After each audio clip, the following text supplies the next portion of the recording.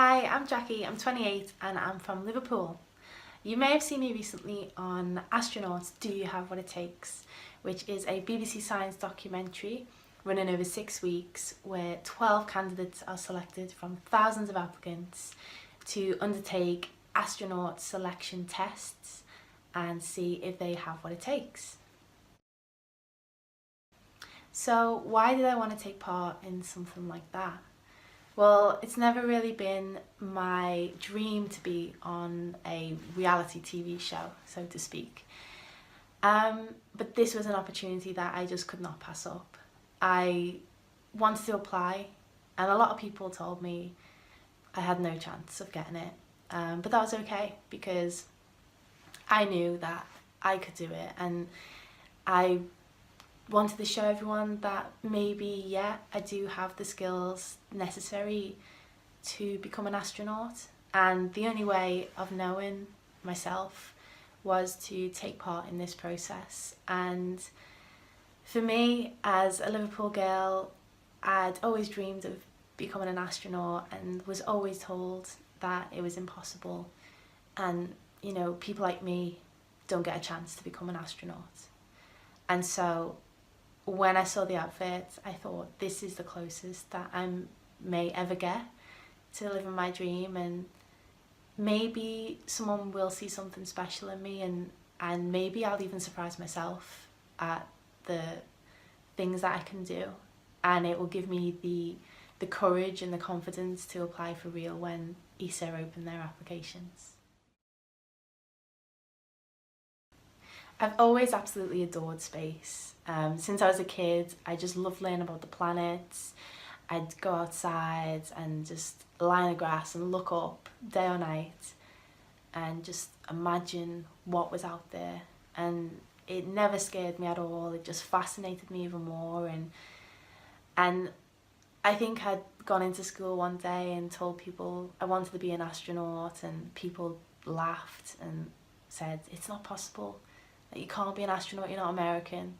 And at this point I didn't really know about Helen Sharman, and I did think, okay, maybe it is impossible, and I took other people's word for it. And so I thought, okay, this will always be my dream at the back of my mind, but what can I do instead? What will be my second career? So I wanted to become a teacher. I went to the University of Liverpool, studied maths, and then I stayed there and did a master's in mathematical sciences. And then I thought, no, I want to get back into the physics. I want to get back into the science. And so I stayed. I was really lucky to get a scholarship to stay on, as without that, there's no way I would have been able to afford to continue my studies. So I'm really, really grateful for that. And I did a PhD in theoretical particle physics. So this time, instead of studying the massive and the planets, I was studying the really small, so the quarks and gluons that make up the protons and neutrons that make up everything around us. So I went to the really, really small, and I really enjoyed my PhD, but I still felt like I never really fit in with anyone around me. I didn't really fit into the academic world. I'd never really fit in with my friends. I'd always kind of thought about things differently and come at tasks differently, and I absolutely loved problem solving. And so that again was a reason why I took part in the process. Well, why I think I was selected to take part, because I did find that I tackle things a bit differently, and that's okay. I think you're gonna have those times in your life where you are different to people around you, and you just need to hold on and tell yourself that, you know, one day you'll meet the group that you fit into, and that's okay. Just keep going the way you are and don't change yourself. The best thing about taking part in Astronauts Do You Have What It Takes was meeting the 11 other candidates who were chosen from across the UK.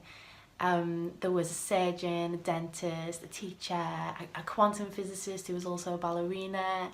You had pilots, you had engineers, and you had me. And I was in awe of these people. They've achieved so much, and it was so nice to be around people who had a very similar personality to me, and for the first time I felt like, yeah, I fit in here. This is a great group of people who I want to stay friends with, and for once I feel like I belong in this group.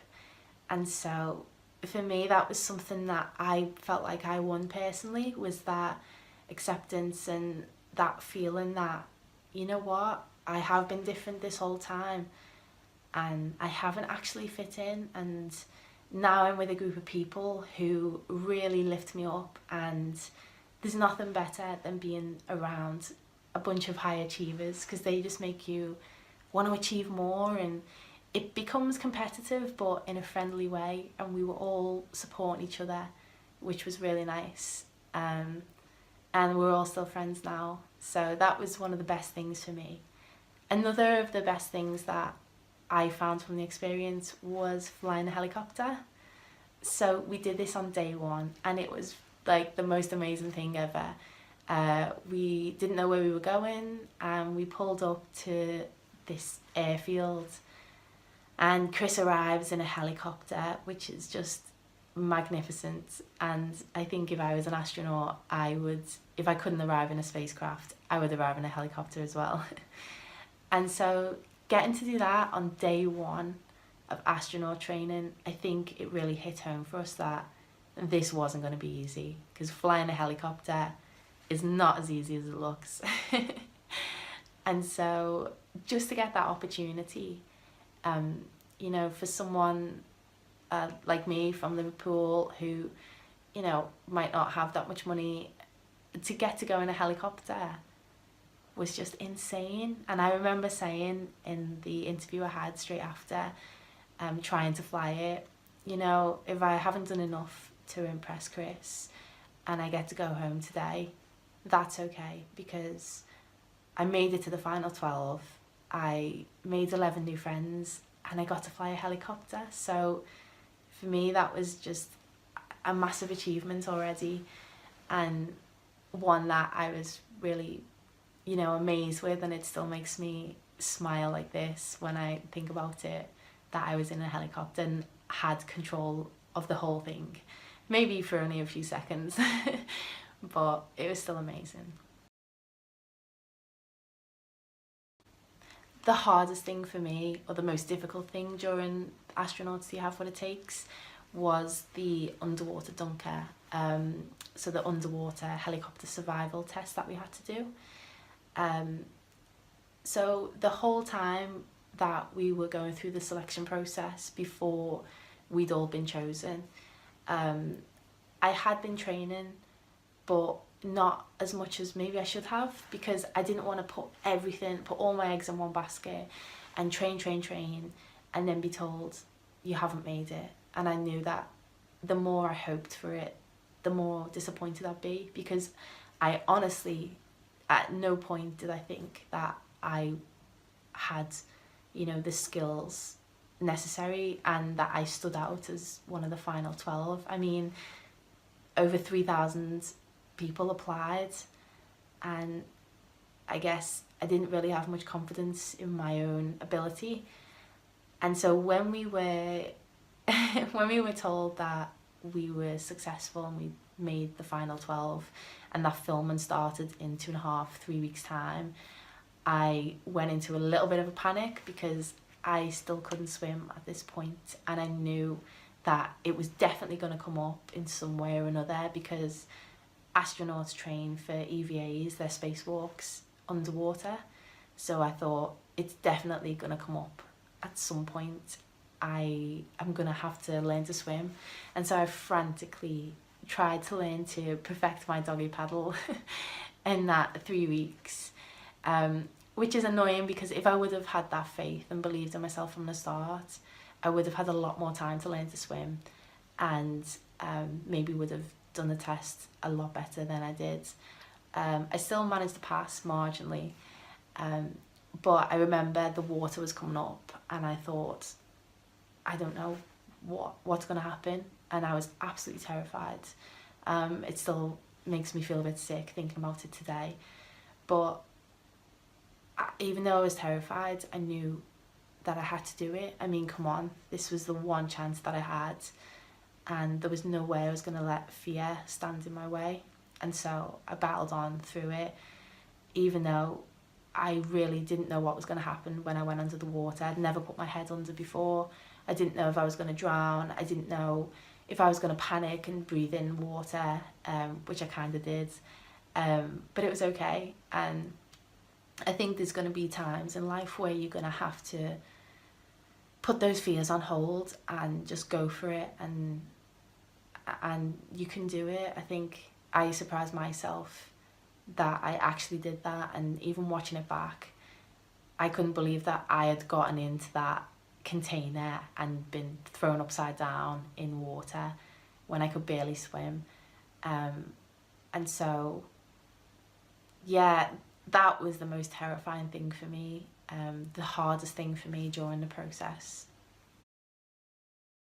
What was it like meeting Chris Hadfield? It was absolutely amazing. I was completely lost for words. We'd already met him at the hangar when he'd flown down in his helicopter, which was so cool. But we hadn't met him personally, hadn't spoken to us personally until the numbers test, which is on episode 1 as well. And so we walk into this room, we're greeted by Chris, who's, you know, he's standing there, he says, "Hello, Jackie." And you walk in, you shake his hand, and he's telling you how well you've done to get this far. And the whole time you're wearing this heart rate monitor as well, so they can see how stressed out you are. And my heart must have been like so fast because I was honestly just in awe. This has been my idol and my hero for as long as I can remember. And there he is, and he's chatting to me and saying how much he admires the things I've done so far. And I'm just grinning like a little girl, just absolutely made up to meet Chris Hadfield. I mean, come on, a real astronaut. And then he says, "Okay, now you're going to show me what you can do." And that is absolutely terrifying. The pressure that you're under to perform for your idol, your hero, and you know you want to be your best. So I put a lot of pressure on myself to perform in that test.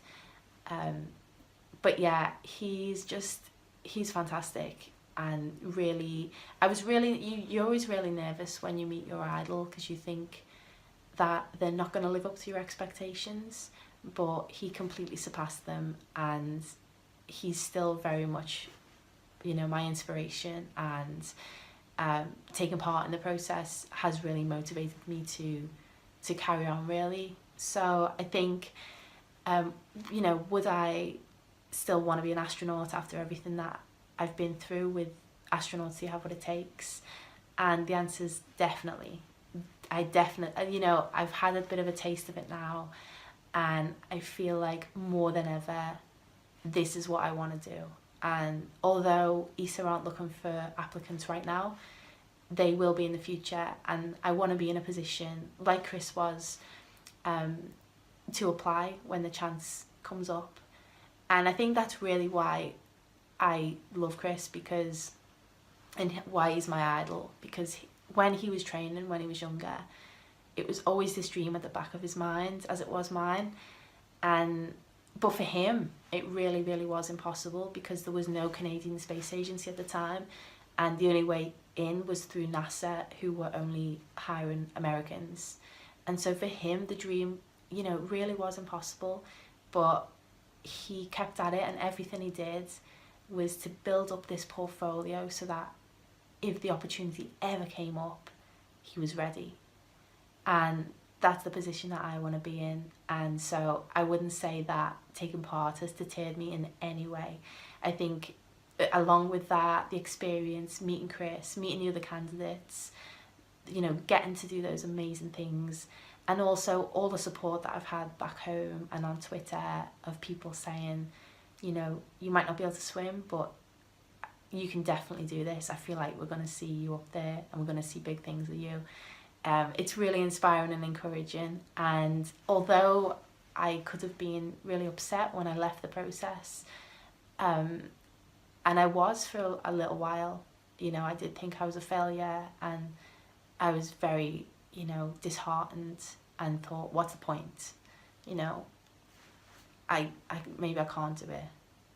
And I could have really took that attitude and given up there and then, but I didn't. And again, with all the encouragement back home and, you know, from Chris himself and my determination, I really, I just want it more than ever. And I think that life is going to knock you down sometimes, and that's okay, because you're always going to get up stronger. And the things that I couldn't do during the process, I've put in the work, and I can now do those things. And so I am a strong believer of, if you really want something, there's no reason why you can't do it. If you really believe in yourself and you really put in the work, then why not? You know, you can, I think you can do anything that you want.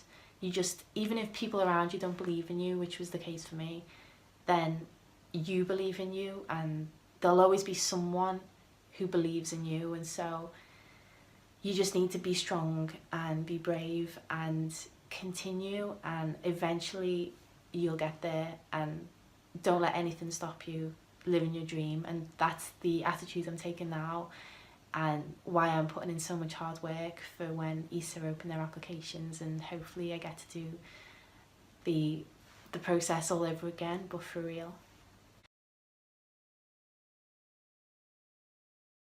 So what am I doing now then? So obviously filming is finished for Astronaut, so you have what it takes.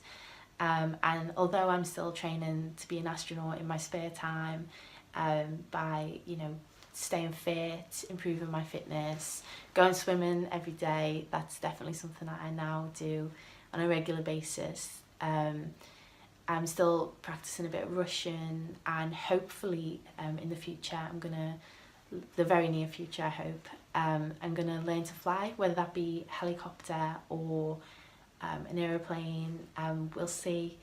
But I'm still kind of building all this experience up in my spare time alongside work, just in case applications open anytime soon. I don't want to be caught off guard again like I was with the show. I want to be 100% ready.